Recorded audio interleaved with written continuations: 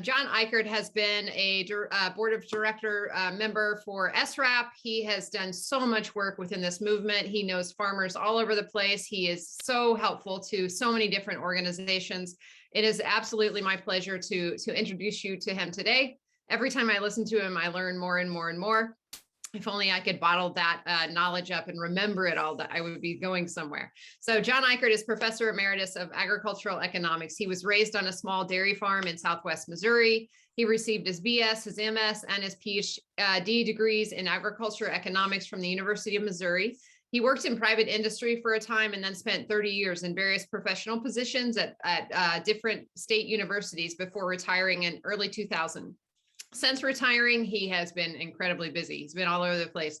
He spends most of his time writing and speaking on these issues related to sustainability with an emphasis on agriculture and economics. He's the author of 6 books and dozens of articles and professional papers. So with that, I will give you John Eichert. Thank you. Thank you. I really appreciate this opportunity to be here with you today, and I consider it an honor to be able to be asked to speak a closing keynote at a conference like this with so many people that I've known and respected over the years. I've had an opportunity to sit in on all the sessions that we've had up to this point because I wanted to. I always learn something all the time whenever I'm talking at a conference. I learn from the other speakers all the time, and I certainly have here. It's somewhat of a challenge here at the end to come on when you have people that are here listening to me today that know more about CAFOs than I do. But as I was thinking about this, I was reminded of when I worked for Wilson Packing Company, big meat packing company back in the early 1960s, actually. I was invited to go to what they called a key account school. It was held in Chicago in a hotel downtown Chicago. And we spent like 16 hours a day for a full week. I don't think I saw daylight during that period of time. Groups of us going through and developing sales promotion campaigns, which is what I was on at that time, and presenting those campaigns. But our instructor always said that during those meetings, he would keep coming back and he would say, we don't need to be taught nearly as much as we need to be reminded. And I've always remembered that. And in addition to that, to knowing basically what we need to say and how we need to say it, we need to be able to put what we know together into a coherent and compelling story if we bring about change. In that case, we talked about sales. So that's what I hope that we can do today, is put it together in a compelling story. And another way of expressing basically the same thing is, I know I, like other people, get accused of preaching to the choir, and I like to say, I'm not preaching to the choir, I'm sharing with the disciples. And I think it's important that we share with the disciples from time to time. So at this point, I would like to go to a slide presentation. I didn't use PowerPoint presentations for a long time, but I learned after we started doing virtual conferences that, an hour or half hour, whatever we got here, I'm certainly not going to take an hour, but a half hour is certainly not, you can't stand and look at a talking head, or you can't look at a talking head that long. I don't care whose head is talking. So let me go to my screen share now. I think ever since I've been working on these issues, I've been trying to do basically the same thing. It's either to effectively regulate or eliminate CAFOs. And of course, that means we have to replace them with something else. We have to replace them with a socially responsible agriculture. But I think it basically means the same thing. Where we talk about effective regulation or elimination, it's basically the same idea, that if we effectively regulated CAFOs, I think they would basically disappear, because I don't think that they could compete with the independent family farms out here if they were effectively regulated. But if we're going to do that, if we're ultimately going to win what I call this war of CAFOs, then we have to do one thing that's important over the long run. There's many strategies to getting there, but we have to change public opinion. We have to have the people in general come around to the concept and support the idea that CAFOs are a failed system and they need to be replaced. We have to do that because the only power stronger than the corporate power that currently controls the legal process is the power of the people. And the only thing that's going to change public policies in a way that's sustainable over the long run is if we force the politicians to change in spite of opposition from the corporations. So if we're going to effectively regulate or eliminate CAFOs, the general public, meaning we the people in general, must ultimately come to the conclusion that the CAFO system of animal agriculture isn't working for consumers, it isn't working for farmers, it isn't working for people in rural communities, and it isn't going to work in the future. In addition to that, that's necessary, but it's not sufficient. So we have to talk about what's wrong, but if we're going to change from, we have to have something to change to. So people have to become convinced that there are alternatives to CAFOs that exist that are both socially responsible and economically viable over the long run. And then the third point that we have to have in place, we need to change, we have to believe that it's possible to make the transition from the CAFO system of today to the socially responsible system that we need in the future. Not only does it have to be possible, it has to be realistically doable.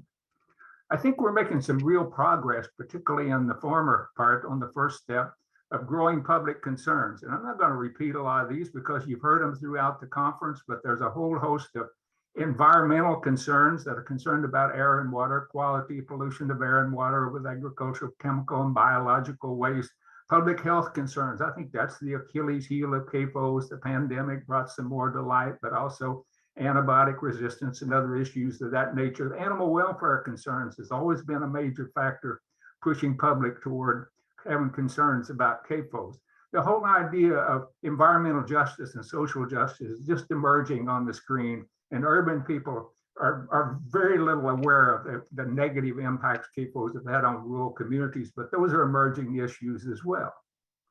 We need to be aware also that there's a major corporate PR campaign, propaganda campaign, if you will, at the national level. It's not just Farm Bureau and the commodity associations, which are all powerful in pushing to maintain the current industrial system of agriculture, but there's also new public relations groups like the U.S. Farmers and Ranchers Alliance and Protect the Harvest, where there's millions of dollars being put into propaganda campaigns to fight back against the growing public concerns. They argue that CAFOs are well regulated already, that there's regulations in place to protect the public health and to protect the environment. They point to environmental regulations such as manure management plans and requirements for permits for CAFOs. They point to public health regulations like regulations of antibiotics, at least to some limited extent. Now they have to consult a veterinarian at least when they're using antibiotics, even if it's routine feeding. And the final thing, they argue that CAFOs, even if they have problems, at least they're taking better care of the land and of the animals than the traditional family farmers. And basically, that CAFOs are just the modern day version of the traditional family farm. The realities are somewhat different than this, as you know, but the reality is that CAFOs today are not regulated. They're not sufficiently regulated. They're hardly regulated at all. There's basically no regulations on the books in any state or at the federal level that hasn't been signed off on by the American Farm Bureau Federation and the commodity corporations. To the extent that they accept regulations at all is because they know that they need to do so from a public relations standpoint. If we look at the facts down here, we see that various facts that you can quote statistics from. Since industrial agriculture, which is basically the corn, soy, CAFO kind of system of production, is the #1 source of non-point source pollution, water pollution in the country, polluting the streams, huge dead zones in the Chesapeake Bay and the Gulf of Mexico and other places. We know that it's a major source of antibiotic resistance. Center for Disease Control and Prevention, the World Health Organization, even a special summit of the United Nations, all identified CAFOs or confined animal feeding operations as an ideal breeding ground for antibiotic resistance. It's a place where we're likely to see the next pandemic come out. It may be an antibiotic resistant pandemic or something else. We see also in response to it's better than traditional family farms, we're having increasing environmental health and public welfare and animal welfare issues and problems as we've moved away from the conventional family farm to the CAFO system production. For example, in Iowa since the late 80s, we've had a 4-fold increase in the amount of of impaired waters in the state of Iowa on the EPA report, and that's a period of time where our independent hog farmers have been replaced by CAFOs. Most of the defense of the CAFOs has been about economic defense. They basically argue that they're economically necessary or economically inevitable. The defenders of CAFOs claim, they say they're necessary to keep food prices affordable, that CAFOs have been very useful in keeping prices of animal products at affordable levels over the last several years, and that if we eliminated CAFOs, then prices would rise dramatically. Whereas the realities are, the economic realities, if you look at statistics, and the things I'm talking about here are backed by data and statistics in various studies, and I've provided the SRAP with a collection of 4 or 5 papers and things that support where you've got many references, dozens of references in my papers, hundreds of references in the papers that I reference. But these are basic statistics that are public, available online, that over the past 20 years, prices of animal products have risen faster than overall consumer food price index, and the prices of food have risen faster than overall consumer prices during this period as well. There was significant reductions in the percentage of consumer income spent for food during the 70s and into the 90s, but since the late 90s, percentage spent on foods have been basically flat, and we've actually seen retail prices go up, and that's the period of time after the large agribusiness corporations gained control of the market. Then they began to take the wider and wider margins that even if farm level prices fall, consumer prices continue to go up. Another thing is tremendously important that we could spend some more time on, but I won't here, but cost advantages that make sense and are important at the production level and at the corporate level are basically insignificant as far as consumers concerned. If you just take the rough rank of it, then the farm level cost, or the farmer's share of the consumer's food dollar, is less than about 14%, the last figures we got. That means that 1 out of $7 that the consumer spends goes to the farmer. That means that, for example, if it costs 7% more to produce at the farm level, then the impact at the consumer level would only be 1%. Or if it costs 20% more to produce in a socially responsible way, it would only be about 3% at the consumer level. The share is a little bit bigger for livestock products, but in the case of hogs, for example, there was an Iowa State University study that showed about a $3 cost advantage for CAFOs over the deeply bedded hoof house systems here, and with solid waste disposal in terms of producing hogs. If you take that $3 and spread it across a 150-pound hog carcass, which is basically typical, you're talking about 2 cents a pound, and a pork is $3 a pound or something like that. You're talking about less than 1%. The consumer wouldn't even notice the difference. But it's important to people that are producing the hogs and to the corporations because they're producing in volume. You can accept only half as much profit if you can produce 3 to 5 times as many hogs for each hog. If you have less profit for a hog, but more profit because you simplified the system so you can produce more. Industrial agriculture product, they claim that, as we've heard here, that CAFOs are necessary to feed the world. They say even if you're not concerned about prices here and things of nature, we got to continue to expand. In fact, expansion in hog production over the past 7 or 8 years anyway has not been for domestic production, it's been for exports. And the same thing's true of the other animal products, chickens and others as well. They would say that industrial agriculture has prevented global starvation. I don't know how many times I've heard that the Green Revolution kept so many thousand people or millions of people from starving. And they say that smaller sustainable farmers couldn't feed the world. The reality is the rest of the world doesn't need, and most of them doesn't want CAFOs or any other of the industrial agricultural systems.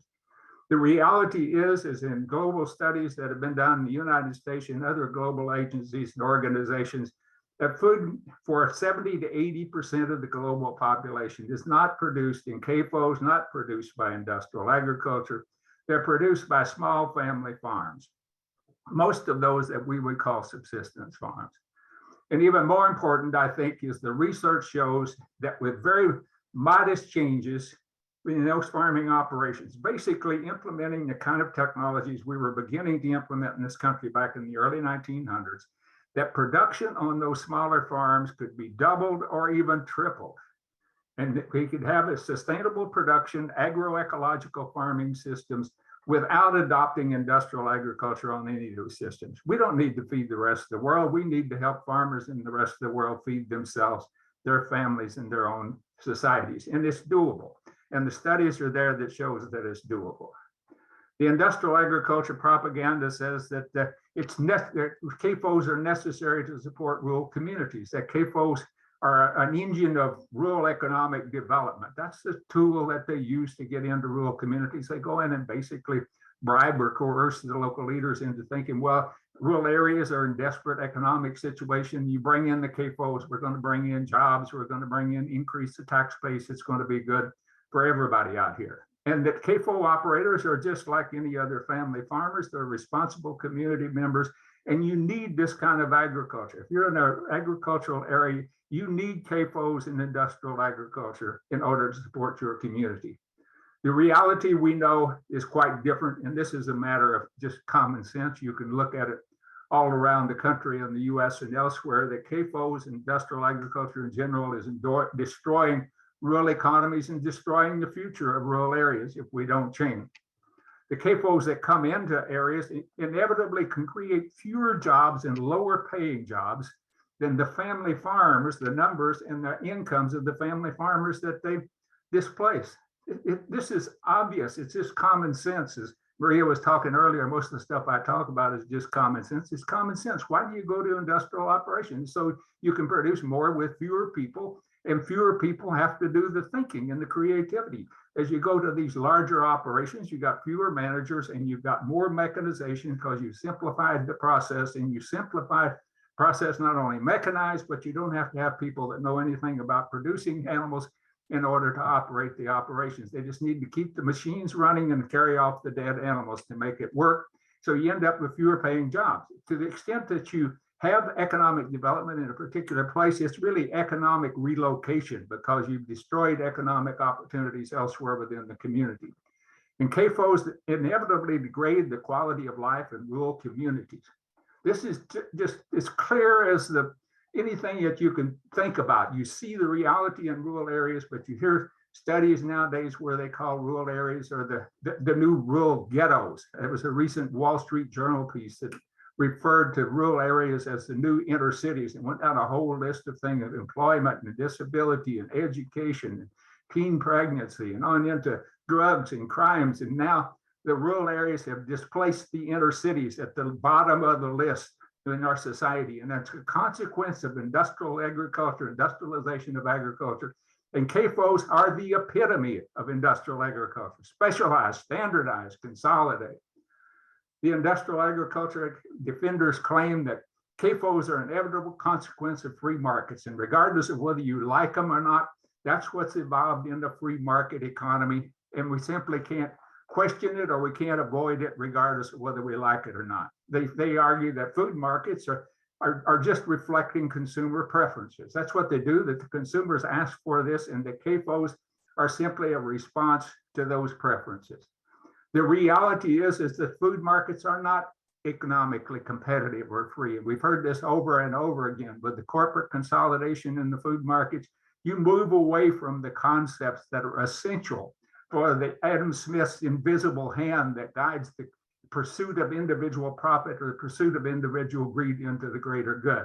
There's no means then to respond to consumer preferences. What we have today is food markets that reflect the corporate preferences, because when they consolidate into the market, they have the ability then to restrict things from coming into the market, producers that have better ideas or better products or even lower prices.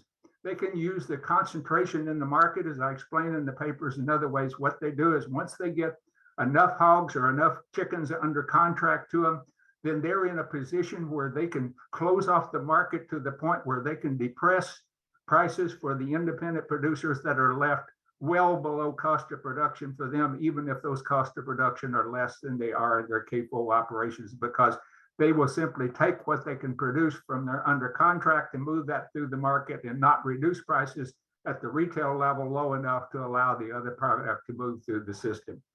Food corporations can can manipulate markets in such a way when they get concentration that they're restricting consumer choices.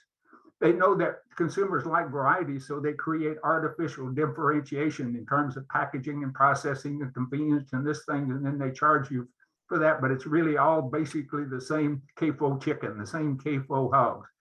When you talk about consumer preferences in here, it wasn't the consumers that asked for a pork chop as big as a dinner plate. It was the fact that you could process 150 pound, I mean, you could process a 150-pound carcass of a hog just as easily and as low a cost as you could a 120-pound carcass. And that's what they were responding to.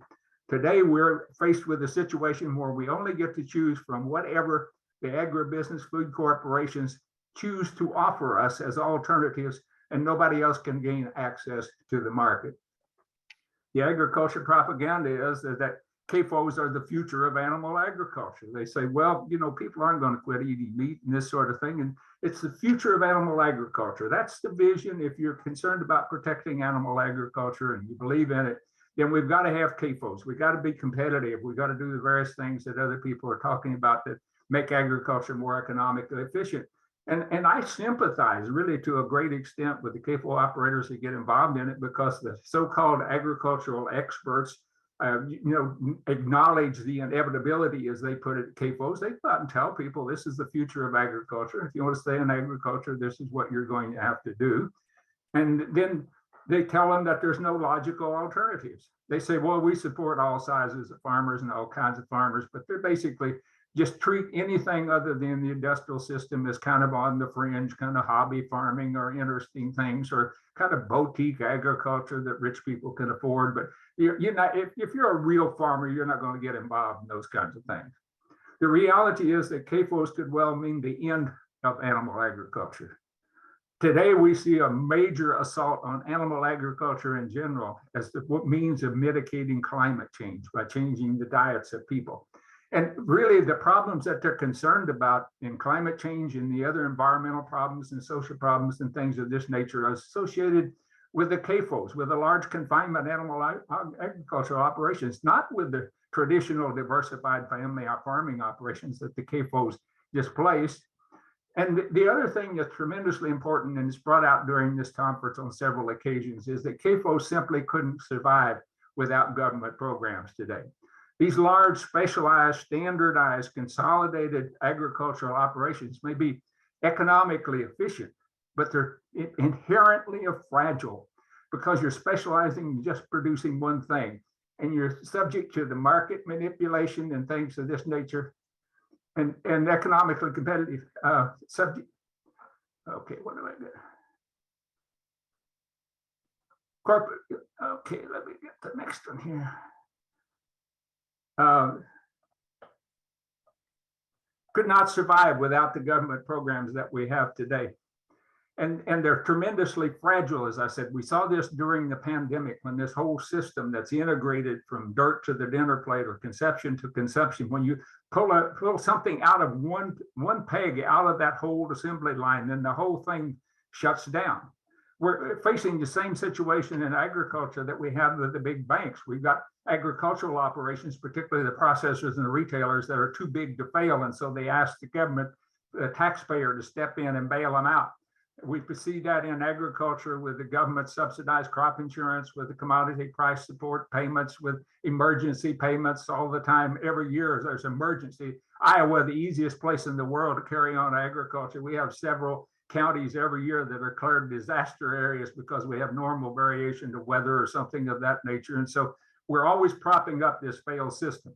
And the most important thing, and where I want to really focus, is that we have socially responsible, viable alternatives to CAFOs that integrate animals into diverse regenerative farming systems. That's the future of agriculture.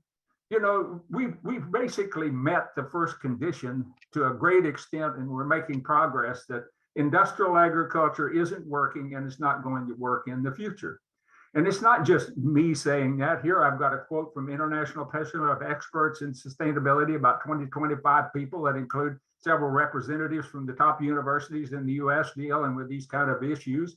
And the conclusion they came to, they said, today's food and farming systems have succeeded in supplying large volumes of food to global markets, but are generating negative outcomes on multiple fronts, including widespread degradation of land, water, and ecosystems, high greenhouse gas emissions, biodiversity loss, persistent hunger, micronutrient deficiencies, alongside the rapid rise of obesity and diet-related diseases, and livelihood stresses, economic stresses for farmers all around the world. And we have the conditions for the second condition for fundamental change. There are socially responsible, economically viable alternatives, and I'll talk about these. But this is the conclusion of this international panel on sustainability and associated with food. They say what is required is a fundamentally different model of agriculture based on diversifying farms and farming landscapes, replacing chemical inputs, optimizing biodiversity, and stimulating interactions between different species as part of holistic strategies to build long-term soil fertility, healthy agroecosystems, and secure livelihoods. And most important, they say that the data show that these systems can compete with industrial agriculture in terms of total output, forming particularly strongly under environmental stress, which we're facing in the future, and delivering production increases in places around the world where additional food is desperately needed. There are alternatives, and there are examples of scalable kind of alternatives here across the United States. And many of you on the call today may know these people here. There's Gunther Farms over in Indiana. Greg Gunther and his wife, they started selling hogs they were selling hogs for less than the grandfather did during the Great Depression. And that's when he got into the business over there. And he says, we specialize in high quality meats. That is a favorite among those and the best chefs in the Midwest. Their animals are raised on pasture, without antibiotics. There's nothing in confinement there. They have an on-farm processing inspected facility, USDA inspected facility, where they harvest, process, and package animals for the delivery to the restaurants, but they also go online. You can order it online. During the pandemic, when the big restaurants closed down, they shifted more and more to going online and were able to make a transition. Greg Gunther, on that farm, they produce 1 million pounds of meat a year, the hogs and poultry and so on. That's a sizable operation. You know, if we, in an operation like that, we figured out with Greg, 65,000, 6.5% to 7% of the farmers, existing farmers in this country, transferred over to this kind of system. It could feed the whole population. All of the meat that we're currently producing could be produced on this kind of farms. Here's an even bigger operation. This is in Bluffton, Georgia. It's White Oak Pastures. Will Harris down there started that, a tradition. He calls it radical traditional farming. And then he talked about that they butcher their own animals and raised in a regenerative manner, humane animal management practices. Say it's no easy task. It takes 155 plus caring people, he talks about, to carry out their up on that farm.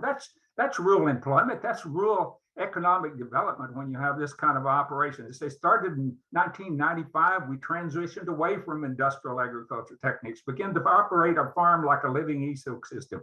They raised 10 different species, humanely raised in a symbiotic relationship with each other. Land is holistically managed to become increasing organic, meaning that's teeming with life.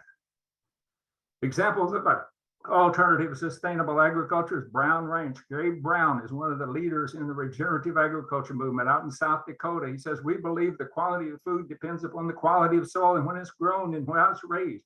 We believe to have healthy soils, clean air, clean water, healthy plants, healthy animals, and we'll have healthy people. Cattle and sheep are an integral part of the operation. They spend time grazing, moving across the landscape. They aren't meant to be fed in CAFO operations. They're meant to be out grazing animals. When they're fed a forage-only diet, they provide a healthier end product. Again, a sizable operation. Many of you know Mike Caltrate out in Colorado. Farm Direct Ranch, he's kind of evolved out of his operation a long time, established in 2000 to sell high-quality, natural-raised beef to consumers. Since then, it's evolved and grown into a prominent, well-respected market outlet for a community of small farmers, artisan food producers throughout the region. It's coming together collectively to help others. And even on Will Harris's branch, Will Harris's White Oak Pastures, it sells products for other people. They have their own store on the farm. My farm lies a multi-species generational agriculture model with natural synergy between the cattle, hogs, and chickens. They provide a healthy diet, growing healthy substances right on the farm. No additives in our meat, which is why it tastes so good and natural. And here's a smaller operation right here in Fairfield, Iowa, where I live. My friend, longtime friend, Francis Tickey, and his wife, Susan, is an organic pasture-based dairy located near Fairfield, Iowa. During the spring and summer, the cows get fresh pasture twice a day, morning and afternoon before milking. Divide the farm into 60 small paddocks. It's all organic. They grow grass and the rest to regrow in time to come back. Process products on their own farm. They employ 4 people from the local community to help take care of the cows and process the milk. And they make a good living there on the farm. He sells all of his products within about 8 to 9 miles of the farm. And this isn't a metropolitan area. I think this is a more likely model for the future good-natured family farms out of the Kansas City area. Diana and Gary Endicott raise natural food and beef that using sustainable practices result in food free of hormones, antibiotic, pesticides. Within 2 years of when they started their farm, which was mainly about beef and some vegetables, tomatoes, they realized that they needed to aggregate small farm operations, and they aggregated into good-natured family farms. They have their own brand. They market the product through Ball Food Stores, which is also a local Kansas City chain that focuses on providing outlets for local farmers. They got about 150 members. This is what I see as the future, is farmers working together. Most of the farmers are not going to be in a position where they can do the same things that Greg Guntrip and Will Helst can do. These are exceptional managers, but we can all come together and find some people to manage the operation and pull together these alliances. A new food future is possible. We have the alternatives out there. We need to recognize to begin with that the problem in the United States is not productivity, but social responsibility. We already produce enough food in the United States to feed everybody well, and we could produce enough with socially responsible agricultural systems to make enough good food affordable to everyone here. And we have the technology in place. One advantage of being old is you can remember when things weren't like they were today.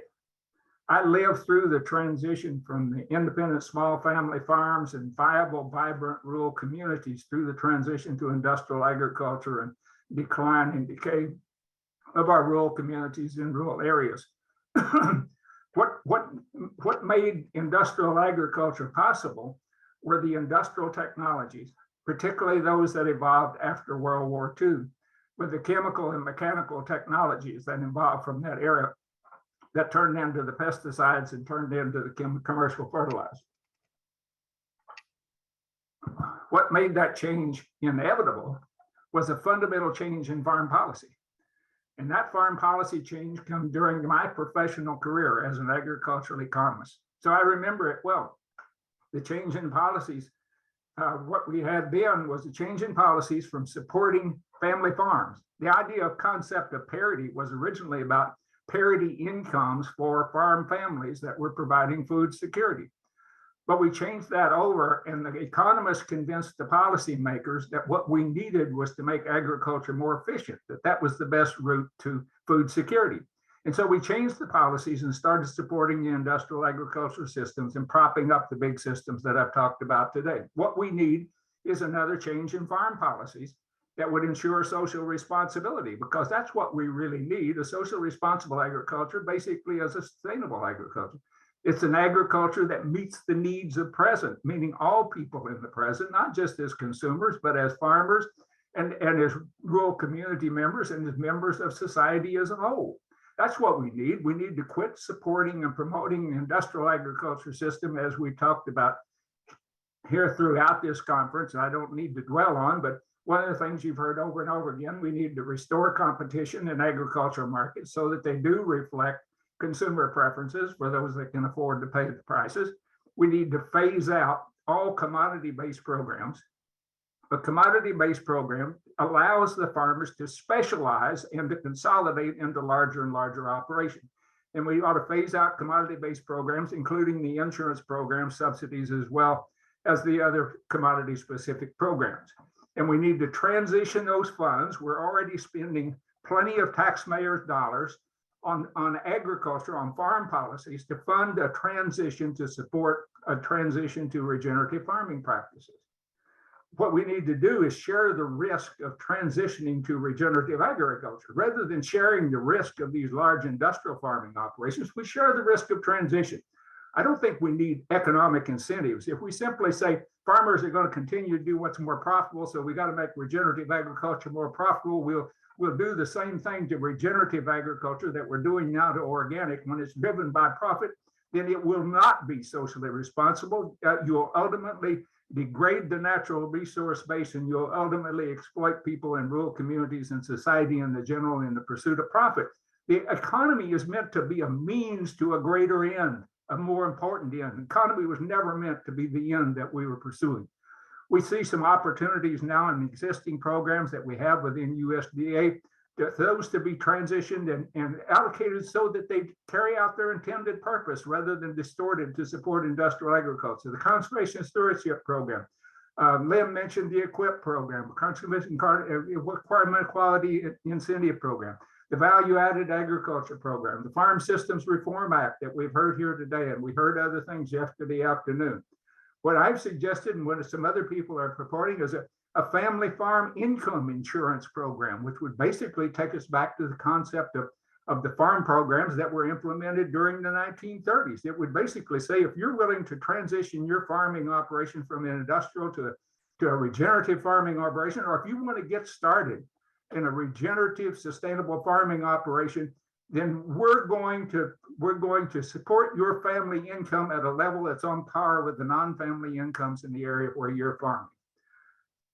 We not only need a change in farm policy, we need a change in food policy as well. We need to eliminate food insecurity in this country. Hunger is a market failure. We have a higher percentage of people that are food insecure or hungry in this country today than we had back in the 1960s when this last phase of industrialization began. Back then, the estimate was we had about 5% hungry people. The last report, we have 11% total, 14% kids. 1 in 7 kids in this country lived in a food insecure home. It's absolutely inexcusable. I promoted the idea of community food utilities. We use the concept of public utilities, which is already available. And we say, we're going to use this to provide good food, make sure that everybody has good food, just like we ensure that everybody has access to electricity and sewer service and water and the various other essentials of life. Good food is a basic human right. It's an essential. And that's what we need to recognize, that it's not discretionary. It's something that we have a moral and ethical obligation to do, is to ensure that people have good food, and the markets will never do it. And our current government programs have become so impersonal that they operate not much better than the markets. People in local communities also have a right to determine their own food system. The global community food sovereignty, global food sovereignty movement says both of those things. It says good, wholesome, nutritious, sustainably produced food is a basic human right to be ensured by the community, and people within communities have a right to determine their own food and farming systems. And this is an indigenous movement that was started by people that have been marginalized by the industrial system and is spreading through the United States. A consumer food sovereignty program could be supported by community food utilities. It's time to confront the myths and embrace the reality and never give up hope. We need that third thing in place, that we got to have hope and realize that it's possible. I think this is a message that I would put out to the people that I know in the socially responsible agriculture project, because I've worked with them over the years. And these are the people that are in the trenches. We hear a lot more about proximity today, about you have to be with people to understand what the problems are, and we have to build the solutions to fit the problems of people in a particular place. And Teddy Roosevelt said, it's not the critic that counts. It's not the man that points out how the strong man stumbles or where the doer of deeds could have done better. Credit belongs to the man that's actually in the arena. His face is marred by dust and sweat and blood, who strives valiantly and errs and comes short again and again, because there's no effort without error and shortcoming. It belongs to the man who knows the great enthusiast, a great devotion, and spends himself in a worldly cause, who at best knows in the end the triumph of high achievement, and who at the worst, if he fails, at least failed while daring greatly. That's the kind of thing that builds hope. Václav Havel, the Czech philosopher and reformer, former president of the Czech Republic. He says basically, where there's a willingness to continue to work, there's always hope. There's hope is not the same thing as joy when things are going well, or the willingness to invest in the enterprises that are obviously headed for early success. But hope is rather the ability to work for something because it's good, not because it stands a chance to succeed. Hope's not the same thing. It's optimism. It's not the conviction that something will turn out well, but the certainty that something makes sense, regardless of how it turns out. And in the end, he said, life is simply too precious to permit its devaluation by living pointlessly, emptily, without meaning, without love, and finally, without hope. And I'll close with a quote from Abraham Lincoln in his famous speech at the Cooper Union in New York when he was beginning to run for president. He was talking about the institution of slavery and how that wasn't sustainable. And he was talking about the resistance to change. And he was talking to the people that have been fighting against slavery all the years. And he says, neither let us be slandered from our duty by false accusations against us, nor frightened by its menaces to ourselves. Let us have faith that right makes might, and in that faith, let us to the end dare to do our duty as we understand it. If we all do our duty as we understand it, if we fulfill our purpose here on earth in our little places of the earth, then together right will make might, and eventually we will prevail. Questions or comments? We got 2 minutes left or something like that. But anyway, I'm glad to respond to questions or comments as long as you want to. Applause, how about applause? Yeah, we can definitely connect folks to you, John. I want to be mindful of everybody's Saturdays because I know it is the weekend, but I don't even know how to speak after that kind of a speech. That was incredible. It's hard to follow you, John Ikerd.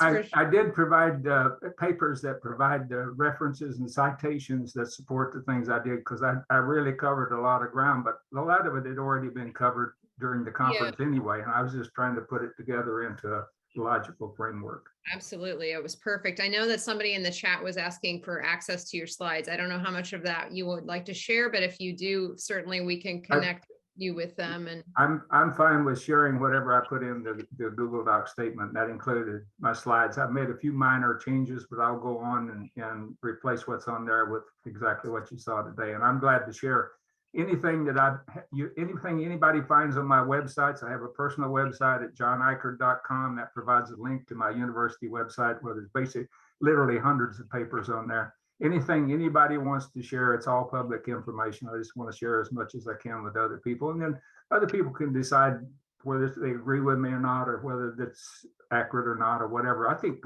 we need to share information with each other, and we all need to make up our own minds about what I call our truth, my truth. I told my truth, your truth. You need to know why you believe what you believe. And I think that's what it takes to share your truth with conviction is, go through and take the common sense, as Maria said today, and support it with as much information as fact as it gives you confidence to go out and say it with confidence and to present it in a public arena, as Joe Maxwell talked about. Yeah, absolutely. This is, the conversation, the opportunity for thought and reflection and inspiration is what this whole summit is about. So thank you for all that you do, John, all the time. I have asked you so many times to participate in events. You are always there. You are always available. And we have sat across from each other on Zoom many times now. So I learn from you every time I listen to you, and thank you for everything that you do.